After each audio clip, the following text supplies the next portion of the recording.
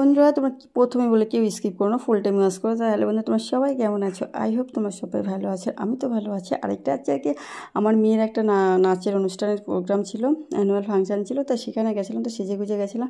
তো আমি এই ধরনের দেখো, তোমরা এই ধরনের মানে আমার কাজকর্ম তোমরা পছন্দ করো, তো এইটা ছবিগুলো দিয়েছি কারণ এই ছবিটা সত্যি কথা বলতে মানে সবাই বলছিল খুব খুব ভালো লাগছে, খুবই ভালো লাগছিল মানে ছবিটা। তো সেই জন্যে আমি তো একটা বলেছি যে আমার স্মৃতি হিসেবে এই ভিডিও ব্লগগুলো থাকবে। আমি যখন একটু বয়স হয়ে যাবে তখন এই ব্লগগুলো দেখতে পাবো, তখন আমি কতটা সুন্দরী ছিলাম, কতটা কেমন ছিলাম, তো সেইগুলো ফিটনেসটা কেমন ছিল সেই সব দেখার জন্য আর কি আমি করি। তো এখন বাজে 9:30 বাজে, 9:30 কি 9:45 বাজে, তো আমরা চলে এসেছি। তো ওই সেই জন্যই এই ভিডিওটুকু করে রাখা তোমার, কারণ আমি দেখেছি আমি যদি বাইরের কোনো ব্লগ দিই তোমরা পছন্দ করো না।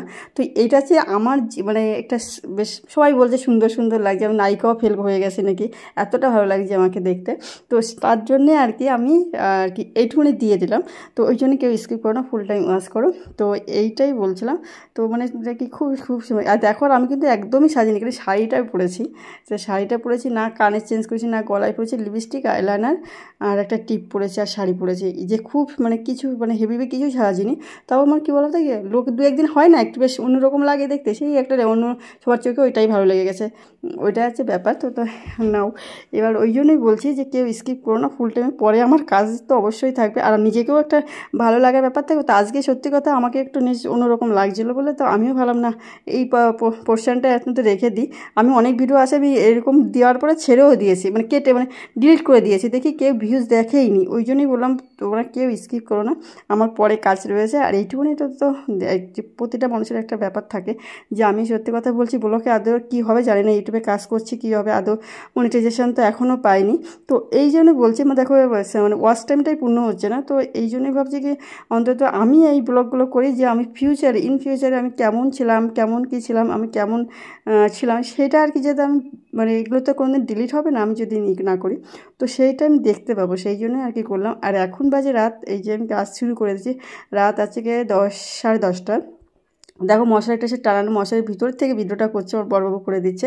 তো এই কাজগুলো এইগুলো সে রোদে দিয়ে মানে শাড়ি ভাঁজ করে। আর এই শাড়িটা পরেছি জানো কত বছর, 19 সালে পরেছিলাম। আর এই শাড়িটা আমাকে বলছে মানে ওটাখানে না ড্রেস কোড করা থাকে যে এই কালারের শাড়ি পরে যেতে হবে। আমি বলছি আমার হলুদ রঙের শাড়ি আছে, নেই বলবো না, কিন্তু একটু ভালো কোয়ালিটির শাড়িটা ছিল না, তো আমি না আমার কাছে শাড়ি নেই। পরে মনে পড়েছে না আমার একটা আছে তো হলুদ রঙের শাড়ি। তারপরে বলছে না, সানাবা বলছে আমার জন্য সবাই বলছিল কি না তাহলে সাদা রঙের, সাদা নয় হলুদ, তবে আমার জন্যই সবাই বলছে কি না তাহলে সাদাই পরো। তো এবার আমার শাড়িটা ছিল না, পরে আমি বলছি না আমার একটা আছে। তো এই শাড়ি খুঁজতে যে আমি তো এখন আমার মানে ক্যামেরায় এত বড় সমস্যা দেখা যাচ্ছে, এত বড় সমস্যা আমি ভিডিও করতেই পারি না, আমি চাইলেও এখন ভিডিও করতে পারি না। মানে সত্যি কথা আমি এখন ভিডিও করতেই পারি না, মানে এই যে আজকে সকালেই ভিডিও করছিলাম ক্যামেরার জন্য আমি ভিডিও করতেই পারিনি, মানে মানে ফুল ওয়াশ মানে কী বলে স্টোরেজ ফুল হয়ে যাচ্ছে, মানে যে আমার এই ভিডিও সব ডিলিট করে দিচ্ছি, কেন হচ্ছে আমার কোনো অপশানে চাপ পড়েছে না কি বুঝতেই পারছি না। তো এই জন্য আমি ভিডিও করতেই পারছি না। তো এইটা দেখো এবার সকালবেলা, এটা হচ্ছে সকালবেলা ভিডিও, ওটা রাত্রে আমি তো বলি আমি যে পার্টটা যেটুকুনি করতে পারি সেটুকুনি করে রাখি। তো এখন আমার ঘুম 6:30 ভেঙেছে, তবুও এখনও ঘুম হালতে পারলে ভালো হতো। তো এখন আমার তো ডেলি ক্লিনিংগুলো থাকে তোমরা তো জানো, তো মোটামুটি এখন আমার ঘর বাড়ি রাতের দিন আমি মানে সমস্ত কিছু পরিষ্কার ক্লিন করে রেখেছি, শাড়ি টাড়ি যেখানে। আর একটা অনুষ্ঠানে গেলে দেখবে মেয়েরা বিশেষ করে যে বাড়িতে বউ আছে সে জানো, মানে সাজতে গেলে আলমারি যেখানে যত জিনিস আছে খাটের যে মানে ছুঁড়ে ছিটে থাকে, মানে আমার বাড়িতেই হয়। এবার আমি তো খুব যে সাজি সেরকমও না, তাই আমার এটা ওটা আছে মানে খাটের পরে কোনটা চুজ করতেই শেষ হয়ে যায়, কোনটা পরবো কোনটার সাথে কী যাবে। তাও তো আমি সেইভাবে কিছু করি না, তবুও মানে কি এটা থেকে হয়ে যায়। তো ওই জন্যই বলছি মানে সেগুলো আবার গুছিয়ে টুছিয়ে রাখতে অনেকটা সময়, যে সেইগুলো আবার ক্লিন করলাম ওই 10:30টার সময়। মানে মেয়ের নাচ করেছে সেই জিনিসগুলো আবার গুছিয়ে রেখেছি, নাচে ওটা জায়গায় এই জন্যই, তার জন্য আবার একটা জিনিস হারিয়ে গেছে, মানে ঠিকঠাক করে না রাখলে না পরে আর খুঁজে পাওয়া যায় না, কারণ ওর নাচের প্রচুর জিনিস থাকে, তো প্রচুর জিনিস থাকে, সেইগুলো খুঁজে পাওয়া যায় না। ওই জন্য সেইগুলোকে আবার ক্লিন করলাম, করে তারপরে হচ্ছে কি রাতে আর কি ঘুমানো হয়েছে।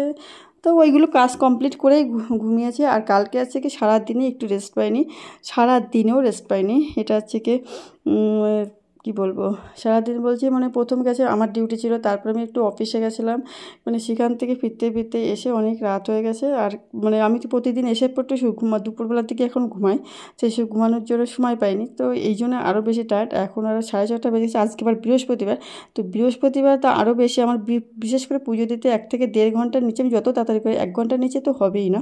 আর সত্যি কথা পুজো বৃহস্পতির পুজো 1-1.5 ঘন্টার নিচে হয়ও না, মানে অনেক নিয়মকানুন শাসনের সমস্ত কিছু নামিয়ে টামিয়ে পরিষ্কার ক্লিন করে করতে হয়।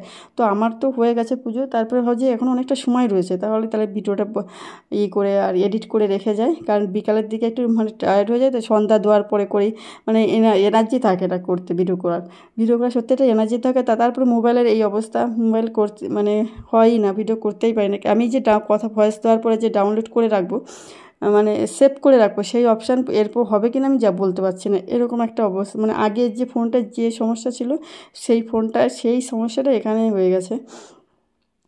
তো যাই বন্ধুরা, দেখো বোর্ডটা ক্লিন করে নিলাম। এই ক্লিন করতে করতে গেছিলো পুরো ডিলিট হয়ে গেছিলো, তো পরে আবার একটু মানে কিছু ভিডিও আবার হচ্ছে কি ডিলিট করে দিয়ে হয়ে দেওয়ার তারপরেই যে আবার একটু করছি। তা এটা বেসিনটা হচ্ছে নোংরা হয়েছে, মেয়ে আছে কি রং করার পরে না সেই করে দিয়েছিল, কি বলে মানে রং তুলি ধুয়েছে এখানে, সে রঙে ভরে গেছে। তো এইটা আছে কি তা দেখলাম এই খুব মানে পরিষ্কার, কসবাইটটাও ধার কমে গেছে, খুব পরিষ্কার হলো। সাবান দিয়ে করছি, মনে হয় অ্যাসিড দিয়েই করতে হবে না, মোটামুটি করলে ঘষে তো নখটা মানে শেষ করছি, তাও ভালো উঠছে না, তো অনেকটা নোংরা পড়ে গেছে, রং তো উঠতে যাচ্ছে না। তো দেখো আমি উপর দিয়েও পরিষ্কার করে দিই, সমস্ত জায়গাটাই ক্লিন করি। তো এই যে করে দিলাম, মোটামুটি পরিষ্কার হলো। মানে পরে অ্যাসিড দিয়ে করবো, এখন আর হলো না, সময়ও তো অভাব, ভাবছি আজকে বৃহস্পতিবার পুজো দেবো, তো এটার জন্য একটা ভেবে কিন্তু কাজ করতে হয়, প্রচুর সময়ও চলে যায়। আর এই যে ঘর মুছতে আমি আগে মানে ঘর মোছার পরে করবো এটা, তাহলে সেইখানে আমার বেশি নিচে জল পড়ে, তখন আমার বিশ্রী হয়ে যায়, সেই পাড়াতে সমস্ত ঘর আর কি নষ্ট হয়ে যায়। তো এই জন্য আবার আমি এখন ওটা আগেই করতাম 2-1 সময়, যে ঘর মোছার পরেই বেসিনটা। আস্তে আস্তে কাজ করতে করতে না মানুষের ভিতরে একটা তৈরি হয়, কীভাবে কোন কাজটা করলে মানে তাড়াতাড়ি হয়, কীভাবে পরিষ্কার রাখা যায়, এইগুলো একটা ধারণা চলে আসে। সেই আমার এখন মানে সংসার করতে তো অনেক দিনটা ধারণা হয়ে গেছে, সেই ধারণার জন্য এখন করতেও পারি। আর এইগুলো আর কি বলতো, এই বাথরুমের সামনের এইগুলো আমি মানে একেবারে রেখে তারপরে মানে মুছে ফেলি, ক্লিন করি আর কি, তাহলে আর কি সমস্যাগুলো হয় না। তো আমার ভিডিও দিতে খুব খুবই খিদে পেয়ে গেছে। এখন আবার যে খেয়ে দিয়ে তো যেমন ডেলি ব্লগটা কেমন হলো, আর পুরো ফুল টাইম ওয়াচ করে বন্ধুরা, তোমাদের বললাম যে আমার ক্যামেরার জন্য আমি এখন পুরো ভিডিও দিতে পারছি না, একদমই দিতে পারছি না, মানে খুব সমস্যা হচ্ছে, খুবই সমস্যা হচ্ছে, মানে কি বলবো, বিশাল সমস্যা হচ্ছে। তো এই দেখো, এই যে হচ্ছে গিয়ে এই টুকরোগুলো আগের টুকরো করে রেখেছিলাম, তো এদের মেয়ের মানে খুব বায়না ছিল যে একটু মানে, আর আমারও খুব মানে সন্ধ্যা হলে না কিছু খেতে ইচ্ছা করে, এটা আমার একদম হ্যাবিট, সব দিনই খেতে ইচ্ছা করে। তো আমি বারবার বলছি তাহলে তুমি বেগুন কিনে নিয়ে এসে, তাহলে বেসন আবার ঘরে ছিল না, তো বলছি তাহলে বেসন নিয়ে আসো কিনে, তো বেসন নিয়ে এসলাম, তখন আমি এবার ভিডিও এডিট করছিলাম। তো বেসন কিনে নিয়ে এসে তো বেগুন ওরাই কেটেছে, তো বড়বাবু যেগুলো কেটেছে মোটামুটি ভালোই কেটেছে, আর আমি একদম চটজলদি করে ফেললাম, মানে খাবার সোডা আর বেকিং সোডা দুটোই দিয়েছিলাম, মানে খাবার সোডা বেকিং সোডা একই জিনিস, পাউডারটা আর সোডাটা একসাথে মানে দুটোই দিয়েছিলাম।